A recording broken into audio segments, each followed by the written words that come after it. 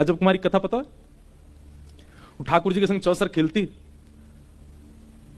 और जैसी खेलती महाराज वो इतनी निपुण खेलवे में कि वहां से कोई जीत ना सके। लेकिन जब जब ठाकुर जी के सामने आके खेलती तो कैसे खेलती, एक बार अपनी चाल चलती और फिर दूसरी बार ठाकुर जी की तरफ से चाल चलती। ठाकुर जी भीतर खड़े खड़े देख रहे हैं।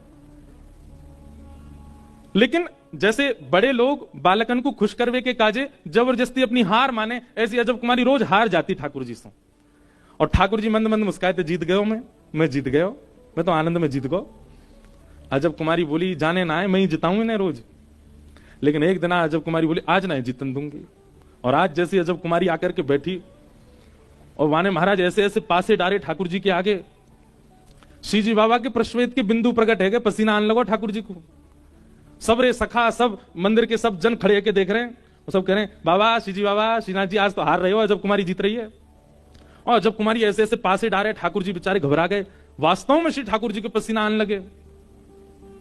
अजब कुमारी ने जैसे नेत्र भर के देखे श्री ठाकुर जी के मुखमंडल पर प्रश्वेत देख करके अजब कुमारी बोली हार गए, थक गए, मैं जिताए दूंगी आपको, लेकिन मेरी एक बात माननी पड़ेगी।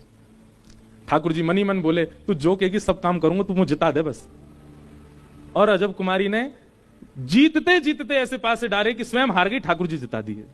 जैसे ही ठाकुर जी जीते सब जय जयकार करने लगा, अरे हमारे लाल जी तो कौन जीत सके, हमारो लाला सर्वश्रेष्ठ है, हमारे लाल जी सबसे ऊपर। अजब कुमारी मनी मन सोचने लगी जिताए हैं लेकिन मेरी इच्छा पूरी करनी पड़ेगी। ठाकुर जी ने कही बता। बोले मैं रोज ना आ सकूं गिरिराज जी, अब आप कृपा करो और पधारो मेवाड़ और विराजो में। और वही अजब कुमारी के लिए श्री ठाकुर जी मेवाड़ आ गए।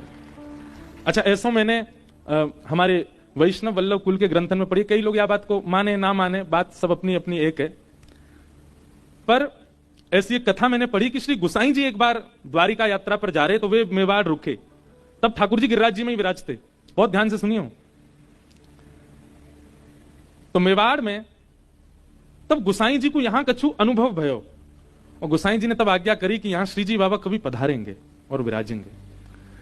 लेकिन जब तक गुसाई जी धरातल पर रहेंगे ठाकुर जी ने आज्ञा कर दी अजब कुमारी से भी कि मैं ब्रज छोड़ के नहीं आऊंगा। जब तक गुसाई जी तब तक नहीं आऊंगा। तो जब तक गुसाई जी रहे तब तक ठाकुर जी गिरिराज जी में ही रहे। वहां के बाद फिर ठाकुर जी ने योजना बनाई और गुसाई जी की भी बात पूरी करनी, अजब कुमारी की बात भी आज्ञा भी पूरी करनी। वहां औरंगजेब भी बहुत क्रूर है तो जा रो, दूसरो या मेवाड़ को पवित्र करने मीराबाई भी पधारी और भक्त की महिमा ना रह जाए, भगवान की महिमा हो, ऐसी भावना मीराबाई की पूरी करवे। ये सब योजनाओं को पूरी करने के लिए ठाकुर जी यहां पधारे।